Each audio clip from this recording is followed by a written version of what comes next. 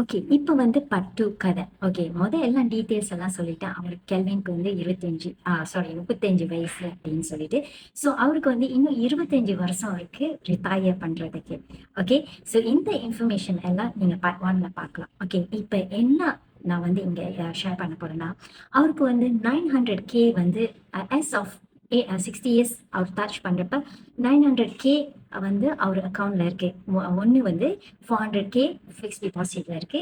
another 500K வந்து அவரோட retirement ஃபண்ட்ல இருக்கு. ஸோ நம்ம எல்லாம் என்ன நினைச்சுக்கோன்னா 900K இருக்கே 60 வயசுல. ஸோ இந்த காசு பத்தோம், இந்த காசு போதும் அப்படின்னு நினைக்கிறோம். ஆனா உண்மை அது இல்லைங்க. நீங்க பார்த்துக்கிட்டீங்கன்னா எவ்வளோ ஷார்ட் ஃபால் தேவைப்படுதுன்னா அவருக்கு வந்து 1.3 மில்லியன் வந்து 60 வயசுல அவருக்கு தேவைப்படுது. ஸோ அரௌண்ட் 400K பிளஸ் வந்து அவருக்கு வந்து ஷார்ட் ஃபாலாக இருக்கு. ஸோ இதுக்கு என்ன செய்யணும்னா இந்த கல்குலேஷன்ல பார்த்துக்கிட்டிங்கன்னா அவருக்கு வந்து 500 ரிங்கெட் எவ்ரி மந்த். ஓகே. அவர் வந்து எவ்ரி மந்த் அவர் 500 ரிங்கெட் அவர் போடுறப்ப இந்த என்ன சொல்லுவாங்க ரிட்டையர்மெண்ட் வந்து அவரு அச்சீவ் பண்ண முடியும். இல்லாட்டி லம்சாமா அவரு இன்வெஸ்ட் பண்ணலாம். ஸோ 2 சாய்ஸ் இருக்கு.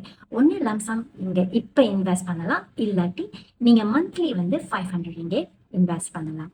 ஸோ இதை பற்றி மேற்கொண்டு தெரிஞ்சுக்கணும்னா இல்லாட்டி உங்களுக்காக ஒரு ரிட்டையர்மெண்ட் ஃபண்ட் வந்து கால்குலேட் பண்ணி கொடுங்க அப்படின்னு சொல்லி நீங்கள் என்னை தொடர்பு கொள்ளலாம். இதை பற்றி மேற்கொண்டு தெரிஞ்சுக்கணும்னா என்னை தொடர்பு கொள்ளுங்கள். அதே சமயத்தில் இங்கே click like share and comment பட்டனை மறந்துடாதீங்க.